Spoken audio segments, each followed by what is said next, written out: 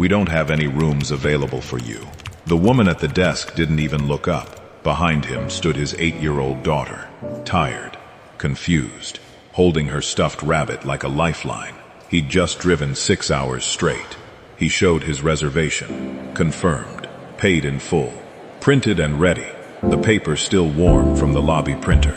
She still said no. But here's what nobody in that lobby expected. If you need the anything man at all, standing just dial there, 0. exhausted, Thank you, we appreciate holding it. his daughter's hand, wasn't just a guest. Here is your key He card, owned Mr. the Walker. hotel, Room not the 405. franchise. If you need not anything a at all, stake just in it. dial 0. The entire Thank you, building, I appreciate the that. name on the deed, the staff's paychecks, two connecting the carpet rooms under reserved everyone's under feet. Yes, Mr. All Singh. of it. Here are your his. key cards. He hadn't Let us know told if you anyone need who he anything was. else. Not yet. What he did next wasn't about anger. It was about watching, very carefully, exactly how his own staff treated a man they assumed didn't belong.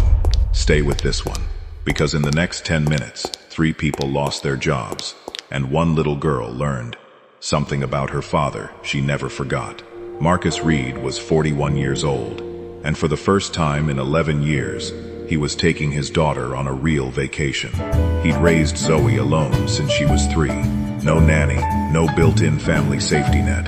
Just him, a laptop full of spreadsheets, and a hotel chain he'd built from a single rundown motel into a respected 4-property brand. He worked constantly, calls before sunrise, emails after Zoe's bedtime, the kind of relentless grind that builds an empire and quietly steals years of childhood. You don't get back, he told himself. Every single year, that the next year would be different, that once the business stabilized, once the next property opened, he'd slow down. The next year never came. There was always one more deal to close, one more property to scout, one more reason to push the slowdown 6 months further out. Zoe never complained, but she noticed. She noticed when other kids' dads showed up to school pickup, and hers sent a driver. She noticed birthdays where he was on a call in the next room. She noticed the way other parents talked about weekend trips, beach houses, lazy Sunday mornings, words that didn't exist in her own vocabulary yet. She was 8 years old, and she'd learned to measure her father's love in stolen minutes between meetings, the way other kids measured theirs in hours. She kept a mental list of all the small moments he'd missed, not out of resentment, but the way children quietly catalog everything, hoping someday the list might shrink. So when Marcus finally cleared 4 days, actual, uninterrupted days, blocked off on a calendar he usually treated as sacred, he didn't tell his assistant where they were going. He didn't tell his hotel managers. He booked a room the same way any other guest would, online, under his legal name. No special notes, no VIP flags, no quiet phone call to corporate asking them to roll out a welcome mat. He wanted to see his own hotel the way a regular family would see it. What he didn't know was that this particular property, his flagship location, the one with his name quietly etched on a plaque near the elevator, had been slipping. Corporate reports mentioned guest experience inconsistencies, 3 complaints in 2 months, all vague, all dismissed by a regional manager too busy to dig deeper, too eager to keep quarterly numbers. Looking clean on a spreadsheet, nobody outside the company would ever read closely. Marcus had glanced at the summary once, between 2 back-to-back calls, and moved on without a second thought. Marcus assumed it was paperwork noise. Reports always look worse than reality. He was wrong. He pulled into the parking lot just after 9 p.m., his daughter asleep against the window for the last hour of the drive, her stuffed rabbit tucked under one arm. He gently woke her, watched her stretch and blink at the glowing hotel sign, his sign, and felt, for one quiet second, genuinely proud. He'd built this from nothing, a leaking roof and a dream, turned into something real enough to bring his daughter to, something he could finally point to and say, "This is ours. This is what all those missed bedtimes bought us." That pride lasted exactly 4 minutes, because the moment he stepped through those doors holding his daughter's hand, the front desk attendant glanced at him, glanced at the reservation system, and made a decision that had nothing to do with computers or availability. And then, everything changed. "I'm sorry, we don't have any rooms available for you," the attendant said, not making eye contact. Marcus blinked. "I have a confirmed reservation. I just booked it 3 days ago." He slid his phone across the counter, confirmation number glowing on the screen, his name printed clearly above the booking date. She glanced at it for less than 2 seconds. Systems showing fully booked tonight. Zoe tugged his sleeve. "Daddy, I'm tired." He crouched down, kept his voice calm and warm. The voice he used when bedtime negotiations got complicated. "1 minute, sweetheart." He brushed a strand of hair from her forehead, the way he had 1,000 nights before this one. Then he stood back up, and his tone shifted, just slightly. Professional, patient. The tone of a man who builds businesses for a living, and has sat across negotiating tables far more intimidating than a front desk. "Can you check again?" Maybe under a different spelling. She didn't check again. She just shook her head. A second employee, the shift supervisor, walked over, drawn by the tension, his footsteps deliberate and unhurried. He looked Marcus up and down, the rumpled travel clothes, the sleepy child, the worn duffel bag slung over one shoulder, and made his own decision in under 5 seconds. "Sir, if there's an issue with payment, we do have a list of nearby motels we can recommend." Marcus felt something tighten in his chest. Not rage, not yet. Something colder. Recognition. He'd felt this particular flavor of dismissal before, years ago. Long before he owned anything. He just hadn't expected to feel it again, inside a building with his own name on the deed. "There's no issue with payment," he said, voice level. "I paid for this room in full when I booked it 3 days ago." The supervisor offered a thin, practiced smile, the kind reserved for customers he'd already decided weren't worth his full attention. "I understand it's frustrating, but I can't pull a room out of thin air." Zoe's voice, small and confused, cut through the lobby. "Daddy, why won't they let us stay here?" Nobody answered her. That silence said more than either employee realized. Marcus reached for his phone, not to call security, to call someone else entirely.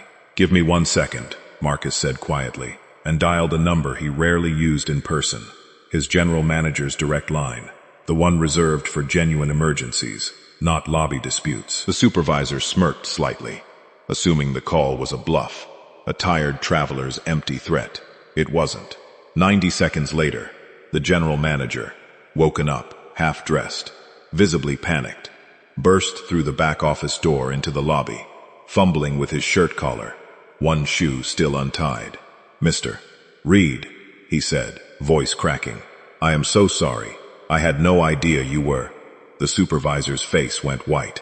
The front desk attendant's hand froze mid-keystroke, her eyes darting between the manager and the man she'd just turned away twice. "Mr. Reed?" the supervisor repeated, the words barely making it out of his mouth, his earlier confidence evaporating in real time.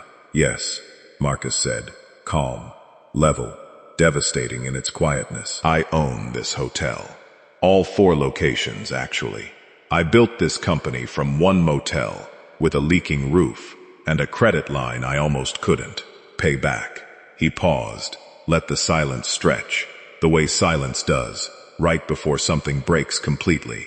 "And tonight, with my daughter standing right here, 2 of your employees decided we didn't belong in it." The shift supervisor started stammering an explanation about the system, about a misunderstanding, about a long night, the words tripping over each other in a way that made the excuse worse, not better. Marcus held up one hand, not aggressive, just final.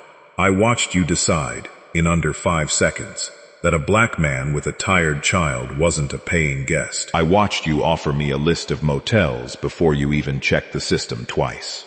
His voice never rose. It didn't need to. "That's not a system error. That's a choice. And I built this entire company, so my daughter would never have to watch someone make that choice about her father." He took a slow breath before continuing, steadying himself the way he'd learned to in 100 boardrooms over the years. "I've sat across from investors who doubted me. I've sat across from banks who almost said no to that very first motel loan. None of that ever stung the way tonight stung, watching it happen in front of her." Zoe looked up at him, eyes wide, gripping his hand a little tighter, sensing the weight of the moment, even if she couldn't name it yet. You could feel, in that lobby, 11 years of quiet exhaustion, meeting one moment Marcus refused to let slide.